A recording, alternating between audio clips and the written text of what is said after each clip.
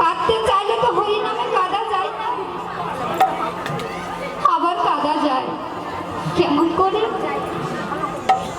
যদি গৌর হরিকে মন থেকে ভালোবাসা যায়, মন থেকে যদি ভক্তি করা যায়,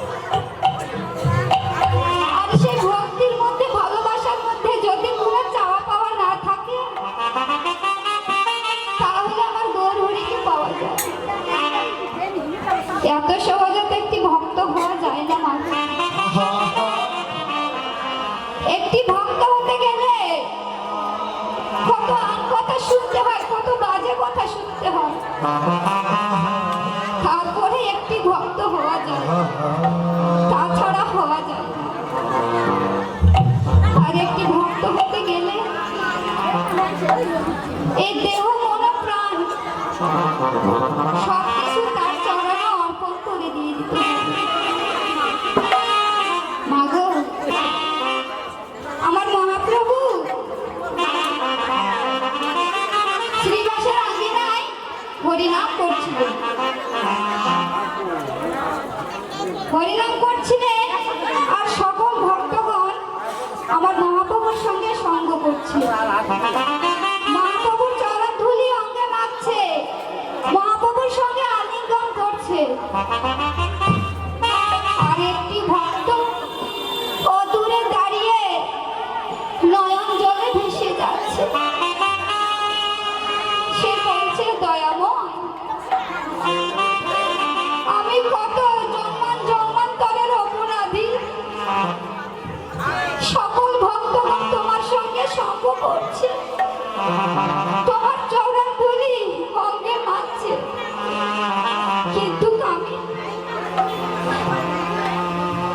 আমি তো যেতে পারছি না দয়াময়। এই বলে সে কাঁদছে। সে কাঁদছে বাবা, সে আর অন্য কোনো ভক্ত নয়, সে হচ্ছে ভক্ত হরিদাস। ভক্ত হরিদাস যখন নয়ন জলে ভেসে যাচ্ছে, এইদিকে আমার মহাপ্রভু, তিনি তো করুণাময় দয়াময়। আমার মহাপ্রভু তো কখনো ভক্তের নয়ন জল সহ্য করতে পারে না মা। সেই নয়নের জল যদি, সেই নয়ন জলের মধ্যে যদি কোনো স্বার্থ না থাকে, কোনো চাওয়া পাওয়া না থাকে,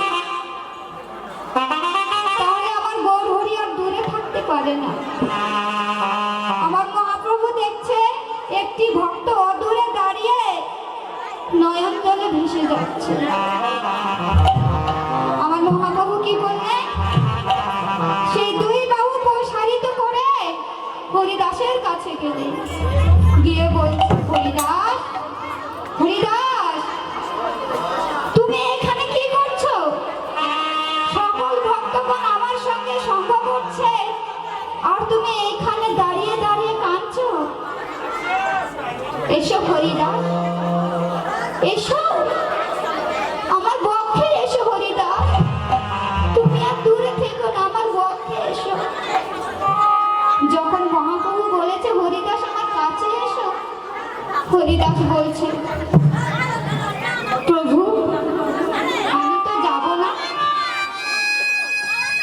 মহাপ্রভু বলছে, কি হরিদাস, আমার অপরাধ? আমি কি কোনো অপরাধ করেছি যে তুমি আসবে না? হরিদাস বলছে, ঠাকুর তা নয়, জানো প্রভু, আমি যেদিন জন্মগ্রহণ করেছিলাম সেদিন আমার পিতামাতা মারা গিয়েছিল, আর আমি পালিত হয়েছিলাম মুসলমানের ঘরে। তাদের অন্ন খেয়ে আমি বড় হয়েছি।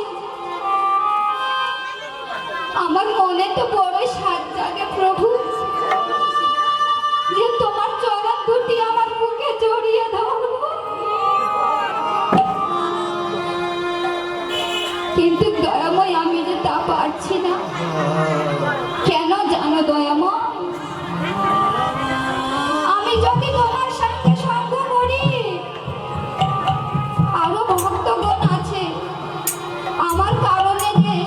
ভক্তগণ তোমাকে ছেড়ে চলে যাবে, আমি এটা কখনো চাই না দয়া